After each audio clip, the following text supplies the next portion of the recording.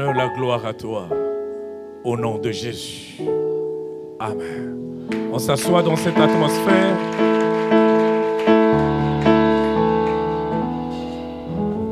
Bien-aimé, Dieu m'a mandaté ce matin parler à un cœur brisé.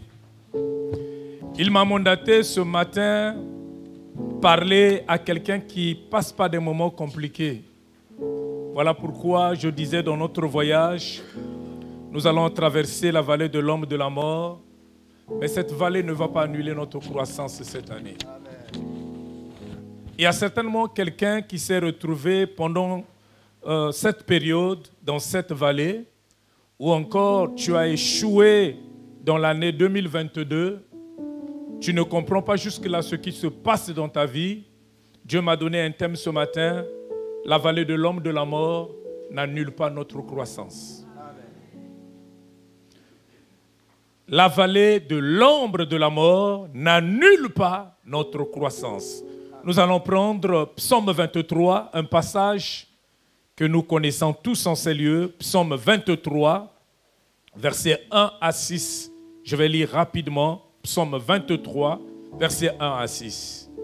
L'Éternel est mon berger, je ne manquerai de rien. Il me fait reposer dans de verts pâturages. Il me dirige près des eaux paisibles. Il restaure mon âme. Il me conduit dans les sentiers de la justice à cause de son nom. Quand je marche dans la vallée de l'ombre de la mort, je ne crains aucun mal car tu es avec moi. Ta houlette, ton bâton me rassure. Tu dresses devant moi une table en face de mes adversaires. Tu oins d'huile ma tête et ma coupe déborde. Oui, le bonheur, la grâce m'accompagneront tous les jours de ma vie. Et j'habiterai dans la maison de l'Éternel jusqu'à la fin de mes jours. Amen. Amen. Nous voulons donc partager notre pensée, mes bien-aimés, dans Psaume 23. Vous savez, j'aime beaucoup Psaume 23. Et il y a un autre passage de la Bible, c'est Jean 10. Si vous lisez Psaume 23, vous arrivez aussi à Jean 10. C'est presque la même chose. Dans Psaume 23, c'est la brebis qui parle de son expérience avec son berger. Et la brebis, celui qui se place en position de brebis ici, c'est bien David. Il dit, l'Éternel est mon berger, je ne manquerai de rien. En fait, ici, il est en train de relater son parcours, son expérience, les exploits qu'il a vus dans sa relation avec Dieu. Avec lui, je ne manque de rien. Il me fait reposer dans les verts pâturages. Avec lui, je ne manque de rien. Il me dirige près des eaux paisibles. Avec lui, je ne manque de rien. Il restaure mon âme. Avec lui, je ne manque de rien. Il me conduit dans les sentiers de la justice. Et quand vous arrivez dans Jean 10, c'est presque la même chose. Ici, Jésus s'est dit quoi? Donc David a voulu dire, a voulu démontrer son parcours avec son berger. Mais moi aussi, je suis berger. Alors je parle de mon parcours avec ma brebis. Et là, il dit, je suis le bon berger, il se présente. Je donne ma vie pour ma brebis. Alléluia. Je suis la porte des brebis. Ici, il vante aussi, mais bien, il témoigne aussi son parcours avec sa brebis. Il dit qu'il est prêt à tout donner pour sa brebis. Il dit qu'il est la porte des brebis. Il dit que le voleur vient pour tuer, égorger, mais moi je suis là pour protéger la brebis. Alléluia. Donc, Psaume 23, c'est presque la même chose avec Jean 10. Mais j'aime beaucoup Psaume 23 parce qu'ici, c'est la brebis qui parle de son parcours avec le berger. Psaume 23 est donc un psaume magnifique, mes bien-aimés. Ici, David, comme nous venons de voir, identifie Dieu comme un berger parce qu'il connaît la réalité d'un berger. Professionnellement, David était berger, mes bien-aimés. Et celui qui était bien placé pour écrire ce psaume, ce n'était que David, parce qu'il avait une expérience avec les brebis dans la forêt. Est-ce que quelqu'un me comprend? Il connaît les dangers que vivent, mes bien-aimés, les brebis et sait aussi comment est-ce que la présence du berger rassure la protection. Les dangers sont là, les bêtes féroces nous entourent, mais la présence du berger rassure la protection. Mes bien-aimés, est-ce que quelqu'un me comprend? La présence du berger fortifie la brebis. Écoutez mes bien-aimés, je vais ouvrir une parenthèse que je vais fermer très vite. Certes, nous parlons du berger céleste, mes bien-aimés, mais il y a aussi des bergers qui sont terrestres. Et je parle ici du couple pastoral, de l'homme de Dieu qui nous gère. Nous devons faire attention, mes bien-aimés, loin du berger, c'est le chaos. Ici, la présence du berger rassurait la protection divine de la brebis David. Donc, loin du berger, c'est le chaos. Loin du berger, c'est le désastre. Pensez à l'enfant prodigue. Dans la présence du berger, il avait tout. David dit, dans sa présence, je ne manque de rien. L'enfant prodigue, dans la présence du berger, avait tout. Mais loin du berger, il a tout perdu. Faites attention, mes bien-aimés. Joseph, dans la présence du Père, avait tout. Il avait la protection divine. Même lorsque la haine était dans le cœur de ses frères, la protection divine était là. Mais loin du Père, c'était la mort. C'était les combats. Loin du Père, c'était des problèmes. Loin du Père, c'est le chaos. Est-ce que quelqu'un me comprend? Et vous pouvez penser aussi à Caïn et Abel, à l'histoire de Caïn et Abel. Dans la présence du Père, même quand la haine était dans le cœur, mes bien-aimés de Caïn, il y avait la protection divine. Mais Caïn a attendu ce jour-là, loin du Père, pour se jeter, mes bien-aimés, sur Abel et le tuer. Loin du Père, c'est la mort. Loin du Père, c'est le chaos. Faites attention. Ne faites rien, mes bien-aimés, sans votre Père. Demeurez dans la présence du Père. Je ferme cette parenthèse. Il a dit, dans sa présence, je ne manque de rien. Dans rien là, voyez votre bénédiction, voyez votre protection divine. Est-ce que quelqu'un me comprend? Dans rien, voyez la croissance cette année, voyez la multiplication cette année. Vous ne pourrez jamais avoir une croissance sans Dieu. Vous ne pourrez jamais avoir une multiplication sans Dieu. Dans sa présence, je ne manque de rien. Levez d'abord vos mains avant de continuer. Commencez à prier pour votre relation avec le Père. Dis, Seigneur, aide-moi à rester attaché à mon Père. Je ne veux pas cette année aller loin de mon Père. Prions le Seigneur. Aide-moi à respecter mon Père. Aide-moi à garder l'intimité avec mon berger, avec mon Père spirituel. Aide-moi cette année. Gloire à toi. Merci Seigneur. Amen. Alors, mes bien-aimés, j'étais en train de dire que le psaume 23 est un psaume magnifique et c'est le psaume le plus lu. C'est le psaume le plus connu et c'est un psaume de réconfort. Amen. Dans d'autres églises, j'ai vu beaucoup d'églises, surtout en Europe, ils récitent ce passage à la fin du culte. C'est un psaume de réconfort, le psaume le plus lu. C'est aussi un psaume dont les circonstances, mes bien-aimés, de composition ne sont pas connues. Mais il y a un courant de théologiens qui soutiennent que David a écrit ce psaume lorsque Absalom l'a chassé du pouvoir. Lorsqu'il a perdu son trône, c'est donc, mes bien-aimés, dans ce contexte d'affliction, du désespoir, lorsqu'il a perdu sa notoriété, il a perdu son trône. C'est dans ce contexte, mes bien-aimés, qu'il va écrire ce psaume. C'est lorsqu'il traversait des moments qu'il n'arrivait pas à imaginer. C'est lorsqu'il ne comprenait plus des choses dans sa vie. Lorsqu'il est bouleversé, menacé. C'est à ce moment-là qu'il proclame: l'Éternel est mon berger. Je ne manquerai de rien. Là, David a tout perdu. Il a perdu son pouvoir. Il a perdu la chose qui valorisait sa vie. Il a perdu ce qui pouvait réconforter sa maison. Il a tout perdu. Dans ce contexte, dans le désespoir, il écrit et il déclare: l'Éternel est mon berger. Je ne manquerai de rien. Ici, David a voulu dire, il a voulu dire, trône ou pas trône, pouvoir ou pas pouvoir, je ne manquerai de rien. Là, il a perdu. Il a perdu. Je ne sais pas ce que tu as perdu, certainement un enfant. Je ne sais pas ce que tu as perdu. Je ne sais pas ce qui te valorisait, que tu as perdu. Ici, mes bien-aimés, il a perdu, mais il dit, je ne manquerai de rien. Quelle folie, quelle déclaration, quelle foi! Il a tout perdu, mais il dit, je ne manquerai de rien. J'ai perdu le trône, mais je sais que l'Éternel est mon berger. J'ai perdu le mariage, mais je sais que l'Éternel est mon berger.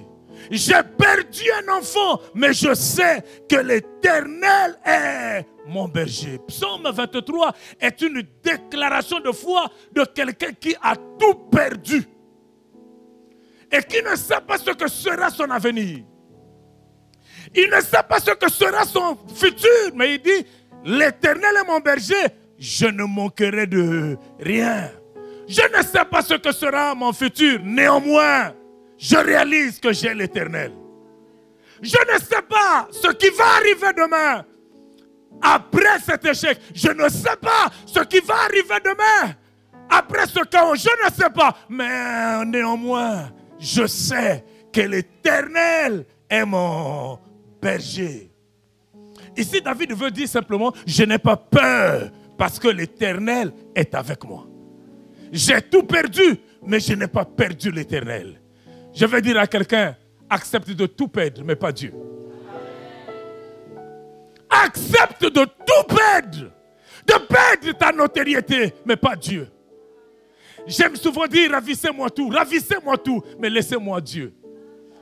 Ravissez-moi tout, la notoriété, ravissez-moi le trône, ravissez tout, mais pas Dieu, pas Dieu, pas Dieu. Laissez-moi avec Dieu. Amen. Et mais vous savez quelque chose ici, avant de parler vraiment de la vallée de l'homme de la mort, David dans sa déclaration m'étonne. Et il m'a fait beaucoup réfléchir. Je suis en train d'écrire sur ça un livre. Il m'a fait réfléchir car il dit l'Éternel est mon berger. Là, il a privatisé Dieu. Vous lisez la Bible, vous allez très vite. Cette déclaration, mes bien-aimés, pouvait lui coûter cher en Israël. Parce que ce qui a conduit Jésus à la croix, c'est parce qu'il se faisait lui-même Dieu. Et il disait, l'Éternel est mon Père. Il disait, il est mon Père. Tout ce que je fais vient de lui. Moi et lui, nous sommes un. C'est ce qui a emmené Jésus même à la croix. Il dit, l'Éternel est mon berger. Dieu, en Israël, était le Dieu des pères. Était le Dieu d'alliance. Mais lui dit, l'Éternel est en moi. Ah bon? L'Éternel est mon berger, pas vous. Il n'a même pas dit l'Éternel, Dieu d'Abraham, d'Isaac, de Jacob, Dieu de l'alliance, Dieu de nos pères. Mais il le privatise, il dit l'Éternel, vous ne le connaissez pas, moi je le connais. L'Éternel est mon berger. Il parle de l'Éternel comme si c'était son bien. Il le privatise, mes bien-aimés. L'Éternel est mon berger. Et Dieu m'a amené à comprendre pourquoi David parle ainsi lorsqu'il adore. Nous déclarons cette parole tous les jours, peut-être que nous ne réalisons pas. Vous savez, par cette déclaration, David faisait allusion à la dimension de sa communion, à la dimension de sa relation, à la dimension de son intimité avec son Dieu. Voilà pourquoi ne pouvait écrire ce psaume, ce n'était que David. Parce que professionnellement, il était berger des brebis. Il pensait, mes bien-aimés, à la dimension de son alliance avec Dieu. Il se souvenait de sa relation avec le bon berger, de son expérience, de son parcours, des moments où il se retrouvait face à face avec Dieu. Ces moments, il pensait à ces moments lorsqu'il disait « l'Éternel est mon berger ». Il parlait ici des moments lorsqu'il pleurait, où seul Dieu savait que David pleurait. Les gens le voyaient fort, mais Dieu seul qui sonde les cœurs, les reins, savait qu'il était faible. Quand nous venons à l'église, ceux qui te regardent, ils s'arrêtent au dehors, mais l'intérieur, c'est Dieu qui sait. L'intérieur, c'est Dieu qui sait. Lorsqu'il dit l'Éternel est mon berger, il se souvenait de ces moments de faiblesse, lorsque tout le monde pensait qu'il était fort, mais seul Dieu savait qu'il est faible. Et lorsque nous sommes ici, seul Dieu sait que tu traverses des moments difficiles. Seul Dieu te comprendra, mais pas l'homme. L'Éternel est mon berger. Il voulait dire aux voisins, vous ne me connaissez pas, mais Dieu me connaît.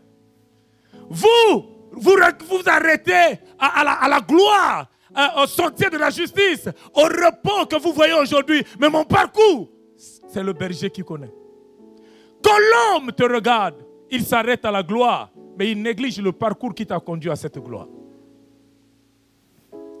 Quand l'homme te regarde, il s'arrête à la grande moisson, mais il néglige les semailles, le temps que tu as produit l'énergie pour arriver là. Mais seul Dieu connaît les hauts et les bas, connaît tes hauts et les bas. Alors parlons maintenant de la vallée de l'ombre de la mort. Nous lisons la Bible, souvent nous allons très vite. Suivez. Je suis au verset 1 jusqu'au verset 3. Ici, David témoigne les exploits. L'Éternel est mon berger, je ne manquerai de rien. Il me fait reposer. Ici, c'était un témoignage certainement dans la salle. Les gens acclamaient Alléluia. Je ne manquerai de rien, Alléluia. Prêche David. Avance, insiste. Il me fait reposer dans les verts pâturages. Oh, Alléluia, quelle parole. Et il me dirige près des eaux paisibles. J'aime ça. Il me conduit dans les sentiers de la justice. Oh, il restaure mon âme. J'aime ça. David insiste.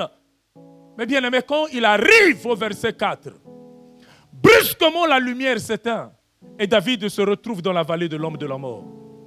Et quand vous lisez la Bible, retenez, il est là, c'est Dieu. Il me conduit. Il restaure. C'est Dieu. Du verset 1 jusqu'au verset 3, c'est Dieu. Mais quand je me retrouve dans la vallée de l'homme de la mort, il n'y a plus de ténèbres. Au verset 4, je regarde à mes côtés, il est toujours avec moi. Alors je me pose des questions.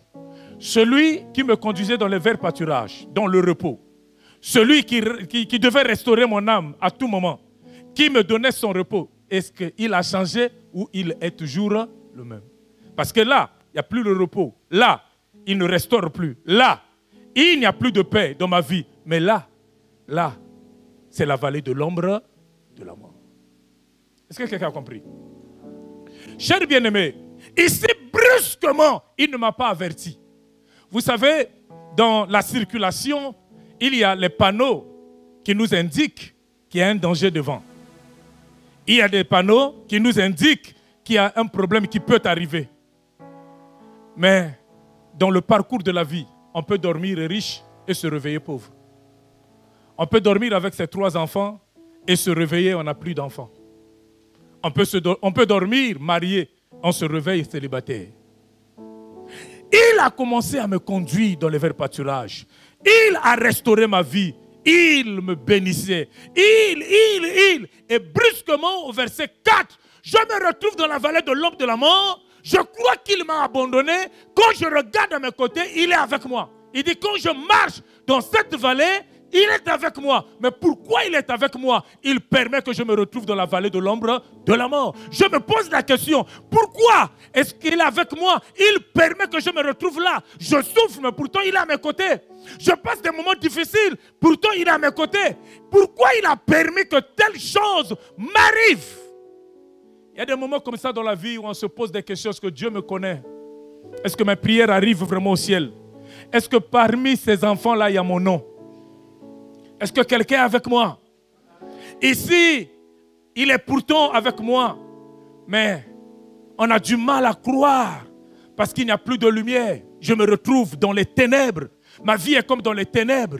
Dans la vallée de l'ombre de la mort, on doute même de notre appel. On se pose des questions. Est-ce que Dieu m'a vraiment appelé? Est-ce qu'il m'a vraiment choisi?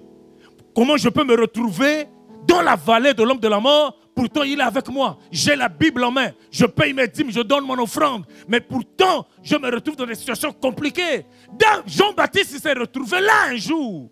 Mais bien aimé, quand Jean-Baptiste se retrouve dans cette vallée, Jean-Baptiste a annoncé la bonne nouvelle. Jean-Baptiste a dit, il y a quelqu'un qui arrive, c'est le libérateur. Il y a quelqu'un qui arrive, c'est le sauveur d'Israël. Il a parlé, tout le monde acclamait. Et tout le monde attendait le sauveur, le libérateur. Enfin, le libérateur va arriver. Et quand le libérateur arrive, pour avoir dit la vérité à Hérode, Jean-Baptiste se retrouve dans la prison. Il n'avait pas peur parce que l'Éternel est avec moi, je ne manquerai de rien. Il est là en prison et il attend le libérateur. Il a parlé du libérateur. Le libérateur devait commencer dans sa vie. Mais il apprend, pendant qu'il est en prison, qu'il est en train de faire marcher les paralytiques. Il est en train de guérir, il est en train de sauver. Jean-Baptiste appelle ses disciples. Il dit, allez demander d'abord à cet homme. Est-ce que c'était vraiment lui où je me suis trompé? Les gens sont allés lui demander. C'est vraiment toi ou Jean-Baptiste s'est trompé? Il dit, allez dire à Jean-Baptiste ce que vous êtes en train de voir. On peut vivre avec le bon berger et se retrouver dans la vallée de l'ombre de la mort. C'est vrai que parfois on ne comprend pas tout ce qui nous arrive. Parfois on se pose des questions, est-ce que Dieu est vraiment avec moi? Mais bien aimé, c'est arrivé à Jésus lui-même, à la croix. Il a dit, mon Père, pourquoi m'as-tu abandonné? Mais pourtant il était avec lui. Ça peut arriver à tout le monde. Jean-Baptiste, Gédéon a dit, si Dieu est avec moi, pourquoi toutes ces choses? Un jour, tu te poseras des questions. Si Dieu m'aime, si Dieu est avec moi, si je suis vraiment serviteur de Dieu, il m'a choisi, pourquoi il permet que je me retrouve dans cette vallée? Vous savez, la vallée de l'homme de la mort, c'est des moments d'incertitude dans la vie. C'est des moments de beaucoup de dangers. Ici, je me retrouve dans la vallée de l'ombre de la mort et je suis seul. Dans la vallée de l'ombre de la mort, mais bien aimé, nous pouvons dire que c'est un lieu de désespoir, un lieu de beaucoup de crainte. Et c'est un lieu où s'il ne dépendait que de moi, je ne prendrais jamais cette direction. C'est parce qu'il m'a prise par sa main et il me conduit dans cette vallée. Si ça ne dépendait que de moi, j'allais démissionner depuis longtemps. Il y a des moments, parfois, on se pose des questions. Dieu, dis-moi un peu. Tu as des yeux pour voir. Parce que si ça ne dépendait que de moi, j'allais abandonner. Mais c'est parce qu'il est avec moi dans cette vallée. Je vous informe qu'il y a toujours un géant qui nous attend dans cette vallée. Dans la vallée, tu croiseras un géant. Dans cette vallée, David a croisé Goliath. Tu croiseras l'ours un jour. Tu croiseras le lion dans la vallée. Bien-aimé, dans cette vallée, tu vas croiser les bêtes féroces. Plusieurs ont abandonné dans cette vallée. Plusieurs ont démissionné dans cette vallée. Il y a des serviteurs de Dieu qui ont demandé la mort dans cette vallée. On se réveille et on dit, mais il est mort comment? Ils ont demandé eux-mêmes la mort parce qu'ils ne comprenaient plus où va la vie. Bien-aimé, la vallée de l'homme de la mort, c'est des moments durs, des moments difficiles dans la vie. On se sent comme abandonné, perdu. On ne comprend plus où va la vie. Ou soit on est en train de faire le surplace dans la vie avec la Bible en main, les déclarations à la bouche. Mais rien ne change. La vallée de l'homme de la mort, c'est des moments d'incertitude. Il n'y a personne pour nous secourir. Des moments d'incertitude, tout le monde nous abandonne. Personne pour nous aider, mes bien-aimés. Vous savez, quand vous vous retrouvez sur la montagne, vous êtes élevé. Tout le monde vous regarde. Quand vous êtes élevé, tout le monde vous regarde. Mais dans la vallée, tu descendras seul. Quand vous êtes sur la montagne, tout le monde vous regarde et vous applaudit. Quand vous êtes sur la montagne, il y aura beaucoup de gens dans votre maison, beaucoup de gens autour de vous. Mais dans la vallée de l'homme de la mort, tu descendras seul. Il n'y aura personne pour t'aider. Il n'y aura personne pour te secourir. Dans la vallée de l'ombre de la mort, tu seras seul. Un jour arrivera où tu chercheras des gens que tu as aidés dans ta vie. Tu ne vas plus les trouver. Un jour arrivera, tu vas verser les larmes seul dans ton coin. Il n'y aura personne pour t'encourager. Personne pour te dire, je t'aime, je vais continuer la route avec toi. Un jour arrivera, tu te retrouveras seul dans un pays éloigné, seul. Personne pour t'aider, personne pour te secourir, personne pour payer tes études, personne pour reconnaître que tu es un parent pour lui. Personne. Voilà pourquoi j'insiste, je dis, dans la vallée de l'homme de la mort, tu te retrouveras seul. Écoutez, chers bien-aimés, suivez ça. Ne l'oubliez pas.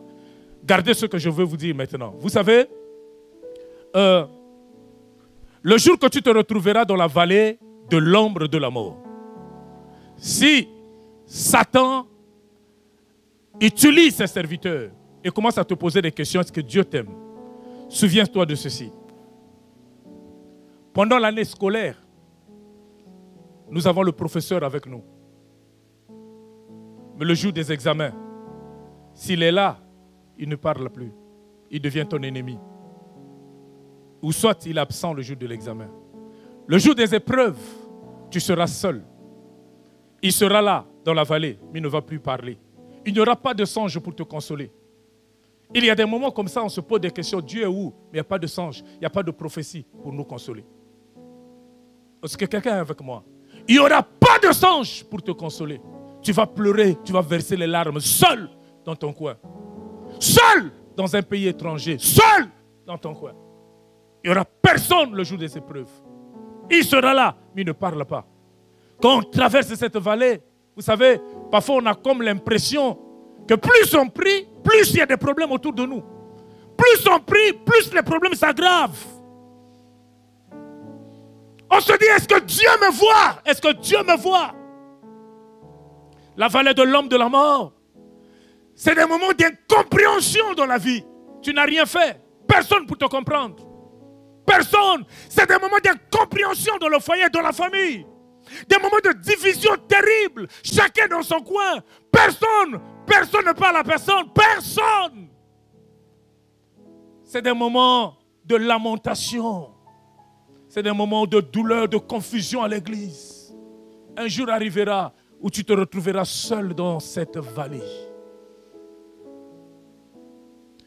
Alors, laissez-moi vous donner quelques révélations par rapport à cette vallée. Quelques révélations par rapport à cette vallée. La première révélation, la vallée de l'ombre de la mort est inévitable. C'est compliqué, mais je dois te dire que c'est inévitable. Vous ne pouvez pas, même si vous êtes un homme de 40 jours de jeûne et prière chaque année, vous ne pouvez pas éviter la vallée de l'homme de la mort. Il n'y a pas de prière, mes bien-aimés, pour nous faire éviter la vallée de l'homme de la mort. Ça n'existe pas. Parlez avec n'importe quel pasteur. Si quelqu'un vous dit ça, qu'il y a des armes pour éviter la vallée de l'homme de la mort, les épreuves, c'est le mensonge. Parce que ici, ce n'est pas Satan qui me conduit dans les épreuves, qui me prouve. Ce n'est pas un ami qui me prouve. Mais bien aimé, c'est Dieu qui me prend par la main. Il m'introduit dans la vallée. Les persécutions viennent des hommes. La tentation du diable. Mais les épreuves, c'est Dieu. Il n'y a pas des armes spirituelles pour éviter la vallée de l'homme de la mort. La vallée de l'homme de la mort est inévitable. L'Éternel ne nous a pas donné les armes pour éviter la vallée de l'homme de la mort. Non, pour éviter les épreuves, non. Il n'a pas dit, Rufin, parce que tu es serviteur de Dieu, je te ferai éviter les combats. Non, il a dit, ils vous feront la guerre. Mais, il y a toujours un mais. Ils ne pourront pas vous vaincre. Il n'a pas dit parce que tu es pasteur, parce que tu as déjà atteint ce niveau, tu n'auras plus le malheur dans ta vie. Mais non, le malheur atteint souvent le juste, mais Dieu l'en délivre toujours. Il n'a pas dit parce que tu es grand intercesseur à l'église, grand chantre, je te ferai éviter les eaux. Non, tu passeras par les eaux, mais les eaux ne te submergeront jamais. Il n'a pas dit parce que tu es pasteur Bédi, alors non, tu ne passeras jamais par le feu. Non, pasteur Bédi, tu passeras par le feu un jour, mais le feu ne te consumera jamais. La vallée de l'homme de la mort est inévitable. Et deuxièmement, la vallée de l'homme de la mort est imprévisible. Comme je disais, il n'y a pas de panneau pour te prévenir. Non. Il n'y aura pas de songe ce jour-là. Brusquement, on va t'annoncer que tu as perdu ton enfant. Brusquement, on va t'annoncer que tu as perdu ton mari. La vallée de l'homme de la mort est imprévisible. Écoutez, vous ne pouvez pas planifier la vallée, non. Non. Vous ne pouvez pas, mes bien-aimés. Souvent, la vallée arrive vers vous quand nous ne sommes pas préparés. C'est brusquement. Elle arrive brusquement. Ici, la journée de joie, mes bien-aimés, se transforme en mauvaise journée, parfois juste après un simple appel téléphonique. Tu commences à pleurer. Ici, Mes bien-aimés, vous avez commencé la journée avec beaucoup de louanges. Et on termine la journée ici à genoux, en train de verser les larmes. C'est imprévisible, mes bien-aimés. On a commencé le mariage, le parcours. C'était un mariage de rêve. On était toujours à deux. Mais aujourd'hui, on a des insomnies, brusquement. On ne comprend plus. Chacun est dans son coin. Tu vois, papa est toujours dans son coin. Il est devenu comme un philosophe. Il ne parle pas trop. Bien-aimé, c'est facile de rigoler quand ça ne te touche pas, quand tu n'as jamais expérimenté la vallée. Et c'est facile aussi de dire Amen quand tu n'as jamais. Mais les gens qui expérimentent, ils sont calmes. Et ils sont calmes. Je vous dis la vérité. Les gens qui ont déjà expérimenté ou qui expérimentent, ils sont en train de voir leur vie, le film de leur vie défiler devant eux. Ils disent ça c'est moi. Ils disent ça c'est moi. Et dans la vallée de l'homme de la mort, je veux dire à quelqu'un, troisièmement, dans la vallée de l'homme de la mort, continue à marcher. Il a dit, quand je marche dans la vallée. Voilà pourquoi j'étais en train de dire, la vallée ne va jamais arrêter ta croissance. La vallée est là, mais je marche. David ne dit pas parce que la vallée est là, je cours pour l'éviter. Parce que la vallée est là, je dois fuir, je dois démissionner, me suicider. Mais il dit, quand je marche dans la vallée de l'ombre de la mort, la vallée est là, mais je continue ma marche. Vous savez, le diable a toujours rêvé de te stopper ta marche, de stopper ta croissance, de stopper ta vie, de tuer ta foi, de t'assoupir en créant des histoires autour de ta vie. Il croit toujours qu'il va t'assoupir lorsqu'il croit des choses dans ta vie, dans ta famille. Mais la Bible dit, David proclame quand je marche. Je vais dire à quelqu'un, le jour que tu te retrouveras dans la vallée de l'homme de la mort, maman, continue à marcher. Ne t'arrête pas. Le diable veut tuer ta foi. Continue à croître dans la vie de prière. Continue à croître dans ta foi. Continue à croître dans la vie de sainteté. Il veut que tu prennes d'autres directions. Il veut que tu prennes une mauvaise décision pour te dérouter. Il veut t'emmener à penser que Dieu n'existe pas. Voilà pourquoi tu passes par des moments difficiles. Voilà pourquoi il a permis telle situation dans ta famille. Alors démissionne. Non. Quand tu marches. David a dit, la vallée est là, mais je continue à marcher. Je continue à manifester le même zèle. La vallée est là. Je suis le même hier, aujourd'hui, éternellement. Je continuerai à témoigner que Jésus est Seigneur. Je continuerai à proclamer que l'Éternel m'aime. Quand je marche. Il y a une autre chose. Un autre point. Il est toujours avec nous. Dans la vallée de l'ombre de la mort, ce qui pousse David à marcher, à continuer à marcher, parce qu'il réalise que bien que le danger est là, mais il est à mes côtés. Dans la vallée de l'ombre de la mort, il est toujours avec nous, mes bien-aimés. Je suis venu vous encourager ce matin, malgré la nudité, le manque, malgré les combats autour de vous, malgré les difficultés, malgré les larmes qui coulent, Dieu est avec vous. Malgré les décisions que le monde des ténèbres a prises, Dieu dit, je suis avec vous. Shadrach et ses amis se sont retrouvés dans le feu. Pourtant, Dieu pouvait les faire éviter ce feu, ce chaos. Mais il ne l'a pas fait parce qu'il savait qu'il rentrait dans le feu avec eux. Puisqu'il rentrait dans le feu avec eux, il a dit, pourquoi vous faire éviter le feu? Rentrez, parce que je suis là. Vous savez, ceux qui étaient au dehors remarquaient Dieu avec Shadrach, Meshach et Abednego. Mais Shadrach lui-même, Abednego ne voyait rien. Ils ne voyaient pas Dieu. Mais ceux qui sont au loin, ils regardent. Tu sais, il y a des gens au loin qui te regardent. Ils disent, cet homme a un Dieu. Mais toi-même, tu ne remarques pas. C'est des larmes qui coulent. C'est des larmes qui coulent. Tu sais ce qui est arrivé dans ta vie pouvait créer des situations bizarres depuis longtemps dans ta famille. Mais Dieu est au contrôle. Dieu sait. Dieu est avec toi. Que cela ne t'emmène pas à penser que Dieu t'a abandonné. Non, Dieu t'aime. Il est avec toi. Ceux qui sont au dehors de sa vie, remarquent cette quatrième personne qui était avec eux dans la fournaise. Mais eux-mêmes ne remarquaient pas. Eux-mêmes ne remarquaient pas. Écoutez une vérité, le problème n'est pas de se retrouver dans le feu, dans la vallée de l'homme de la mort un jour, mais qui est avec vous?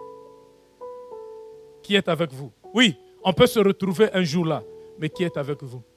Écoutez une vérité, celui qui est avec vous, c'est celui qui a dit « Je ne vous abandonnerai jamais. Je ne vous délaisserai jamais. » Celui qui est avec vous, c'est celui qui a dit « Avec moi, vous ferez des exploits. » Voilà pourquoi tu dois te fortifier ce matin. Je dis à quelqu'un, tu as un Dieu et n'aie pas peur. Amen. Je donne 2 points et on s'arrête là. Un autre point, mes bien-aimés, la vallée de l'ombre de la mort est temporaire, c'est-à-dire réservée pour un temps. Cette vallée est temporaire. Écoutez une vérité. Vous ne pouvez pas passer toute votre vie dans cette vallée, à moins que vous puissiez vous-même la désirer. Vous ne pouvez pas passer toute votre vie dans la vallée. David a dit, quand je marche, ça veut dire, tu quitteras, tu sortiras de cette vallée. Dans la vallée de l'homme de la mort, si le diable un jour se présente, pendant que tu te retrouves dans cette vallée, pour t'octroyer un visa de résidence, dis, Monsieur Diabolos, je suis en transit. Dis-lui, je suis en transit, parce que je marche, tu ne m'as pas stoppé, et tu ne pourras jamais stopper ma vie avec Dieu. Avec Dieu, nous avons une relation. Je ne viens pas à l'église parce que je m'attends à un mariage, non, avec Dieu. J'ai une relation. Je ne viens pas à l'église parce que je m'attends à une certaine bénédiction. Non. Avec Dieu, c'est un problème plutôt de relation. Je suis en transit, Diabolos. Tu ne vas pas me clouer. Tu ne vas pas me stopper. Je n'accepte pas un visa de résidence dans la vallée de l'homme de la mort, dans la vallée des difficultés, dans la vallée du célibat. Non, non, je marche. Je marche. Est-ce que quelqu'un me comprend? Dis avec moi, je marche. Dis encore, je marche. Ta souffrance ne sera jamais éternelle. La souffrance dans ta vie ne sera jamais éternelle. Tu continues à marcher, tu sortiras. Tu ne mourras pas. Certes, c'est dur. C'est compliqué. C'est compliqué, je comprends. Les larmes coulent, oui. Tout le monde parle, oui. Mais tu n'es pas éternel. Il n'y a que Dieu qui est éternel. Ta souffrance ne sera jamais éternelle. Je viens ce matin t'informer que dans cette vallée, cette vallée plutôt, tu pourras la transformer, mes bien-aimés, en un lieu de bénédiction. Ça ne dépend que de toi. Ça ne dépend que de ton attitude. La Bible dit dans Psaume 84, verset 7. Psaume 84, verset 7. La Bible dit, lorsqu'il traverse la vallée de Baca, il la transforme en un lieu plein de sources. Et la bénédiction la couvre la pluie la couvre de bénédiction. Tu peux la transformer, cette vallée. Ça ne dépend que de ton attitude. Amen. Tu peux la transformer. Anne a transformé sa vallée. Et elle a chanté pour Dieu à la fin. Même la stérile peut enfanter cette fois. Tu ne subiras pas les réalités de la vallée, mais tu vas la transformer au nom de Jésus. Amen. Amen. Et, mes bien-aimés, pour terminer, si vous voulez expérimenter Dieu de façon particulière dans votre vie, acceptez le passage de la vallée de l'homme de la mort. Vous ne pouvez pas devenir un homme mystique extraordinaire si vous ne passez pas par la vallée de l'ombre de la mort. Les hommes que vous enviez aujourd'hui ont accepté hier le passage, mes bien-aimés, le parcours de la vallée de l'ombre de la mort. Regardez, réfléchissez avec moi. Jésus, quand il passait dans la maison de Zachée, il passait par la porte. La Bible dit qu'il est allé entrer dans la maison de Zachée et il mangeait avec lui. Mais écoutez, après la mort, mes bien-aimés, Jésus est devenu mystique, il traversait les murs, il ne passait plus par la porte. C'est après, mes bien-aimés, la prison, que Paul et Silas ont expérimenté des miracles extraordinaires. Les pierres, après les souffrances de la prison, l'ombre a commencé à guérir les malades. Tu veux devenir extraordinaire? Les grands hommes ont accepté les épreuves un jour.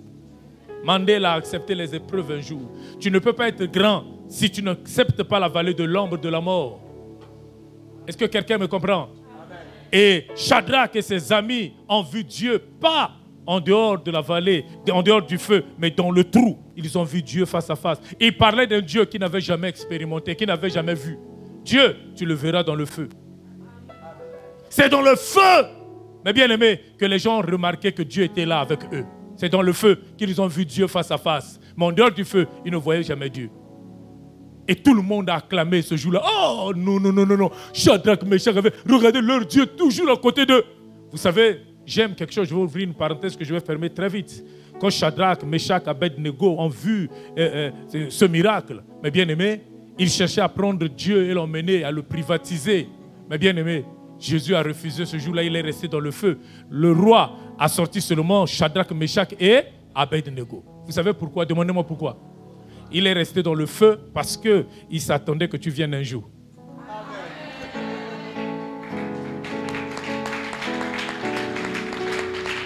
Tu as compris ça? Le roi a sorti seulement Meshach, Shadrach et Abednego. Il savait que tu venais. Ton tour arrivera.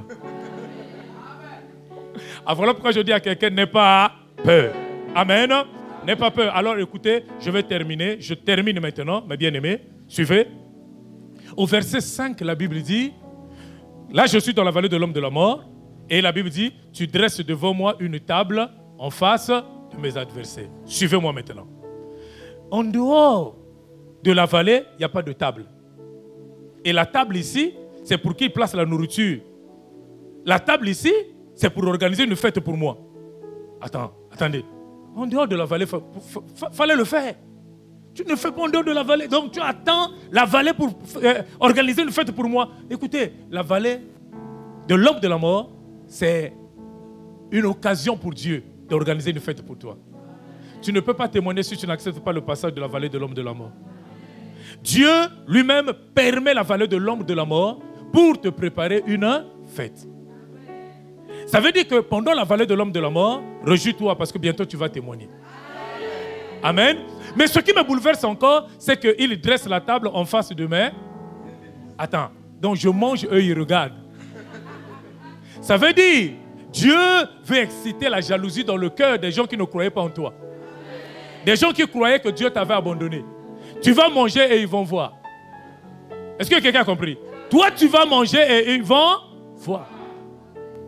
Et écoutez mes bien-aimés, si vous voulez expérimenter le surnaturel de façon bizarre, acceptez-la. Acceptez le passage de la vallée de l'homme de la mort. Regardez. Et non seulement les adversaires sont en face, la Bible dit tu ondules ma tête et ma coupe. Il attend que tu te retrouves dans la vallée pour te donner l'onction. Si tu ne passes pas par la vallée, tu ne seras pas un homme extraordinaire sur cette terre des vivants. Les gens qui ont expérimenté Dieu de façon particulière un jour sont passés par la vallée de l'homme de la mort. Lui, il va déborder de façon particulière. Écoutez, tu vas dire quoi aux gens qui passent par des moments difficiles si toi-même tu ne l'as pas expérimenté? Tu auras un message, mes bien-aimés, si tu acceptes la vallée de l'ombre de la mort. Tu seras un messager si tu as eu un parcours compliqué, bizarre. Chers bien-aimés, le temps me manque de vous donner certains témoignages de la vie. Vous pouvez me voir, ou encore, on peut vous parler de moi et vous acclamer le Seigneur. Mais écoutez, chers bien-aimés, j'ai connu des moments difficiles. Celui qui vous parle ici a ramassé les pains dans la rue. Celui qui vous parle a perdu ses parents depuis le bas âge à 5 ans. Celui qui vous parle se débrouillait pour manger. Celui qui vous parle a dormi dans la rue. Mais aujourd'hui, Dieu a fait de lui un homme des nations partout. Partout. Donc, partout, je sillonne les continents, partout aujourd'hui. Mais, écoutez, il a fallu un parcours pour que Dieu me donne un message. On ne peut pas être messager sans message. Et on ne peut pas avoir l'onction de ce message si tu n'acceptes pas ce parcours.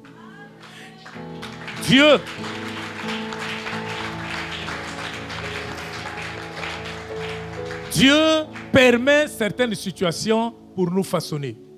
Alors je termine. Là, je termine maintenant. J'ai fermé la Bible. Non, mais bien, mais j'ai respecté l'heure. J'ai fermé la Bible. Écoutez. Dieu a permis qu'il se retrouve... Vous m'attirez tellement, voilà pourquoi je suis. Dieu a permis qu'il se retrouve dans la vallée de l'ombre de la mort. C'est quand il est au milieu de la vallée, mes bien-aimés, qu'il remarque que Dieu est avec lui. Écoutez, chers bien-aimés, le Dieu de la Bible est le Dieu du milieu. Le Dieu de la Bible est le Dieu du milieu. Dites avec moi milieu. Dites encore milieu. Alors vous allez prêcher avec moi. Suivez-moi. Quand on a crucifié Jésus, il était où? En quelle position? Au milieu des brigands. Le Dieu de la Bible est le Dieu du... Nous sommes en train de lire Psaume 23. Le livre des psaumes est au milieu de la Bible. Écoutez, quand les enfants d'Israël ont traversé la mer Rouge, ils ont traversé la mer Rouge comment?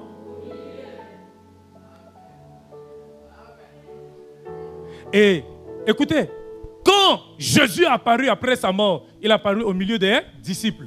Il parlait de lui et il a paru. Puisqu'il parlait de lui et il a paru. Et là où 2, 3 sont assemblés en son nom, il est où?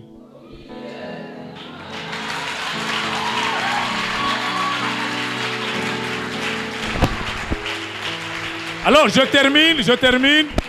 Je veux dire à quelqu'un, au milieu de la souffrance, il est là.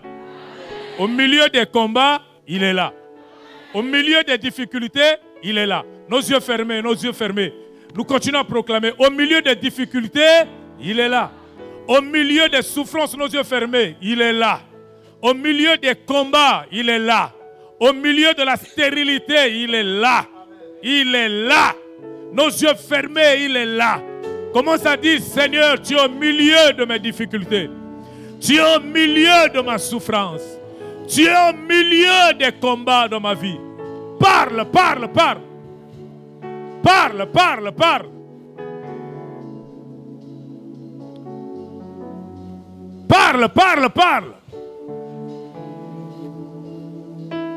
Dis, tu es au milieu de mes souffrances. Tu es au milieu de mes difficultés. Quand le monde se moque de moi, tu es au milieu. Tu es au milieu. Je n'ai pas peur, tu es au milieu. Je n'ai pas peur, tu es au milieu. Ne sois pas distrait, tu as toujours tes yeux fermés, en train de dire, tu es au milieu. Ne m'abandonne pas. Ne me laisse pas. Le monde va m'écraser si tu m'abandonnes. Dans la vallée de l'ombre de la mort, sois avec moi. Sois avec moi. Sois avec moi. Sois avec moi. Abandonne-toi entre les mains de Dieu. Dis, Seigneur, je te veux dans ma vie. Ne me laisse pas. Garde-moi dans ta présence.